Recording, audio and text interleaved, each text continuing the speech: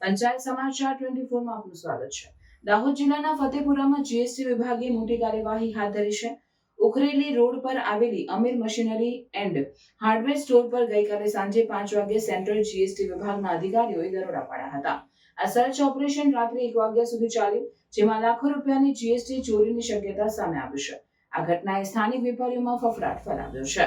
દાહોદ જિલ્લાના ફતેપુરા ખાતે ઉખરેલી રોડ પર સ્થિત અમીર મશીનરી એન્ડ હાર્ડવેર સ્ટોર, જે સિમેન્ટ, સળિયા સહિતના બિલ્ડિંગ મટીરીયલનો વેપાર કરે છે, ત્યાં 30 જુલાઈ 2025ના રોજ સાંજે 5 વાગે સેન્ટ્રલ જીએસટી વિભાગના અધિકારી ઓમપ્રકાશ મીણાની ટીમ 3 ગાડીઓ સાથે પહોંચી હતી।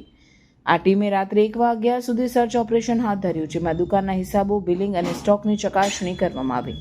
પ્રાથમિક તપાસમાં લાખો રૂપિયાની જીએસટી ચોરીના સંભવિત પુરાવા મળ્યા હોવાનું જાણવા મળ્યું છે।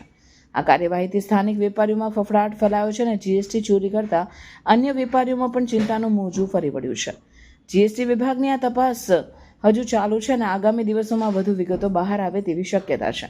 જોકે જીએસટી વિભાગ તરફથી હજી સુધી સત્તાવાર માહિતી આપ્યા બાદ જ સાચો આંકડો સામે આવશે।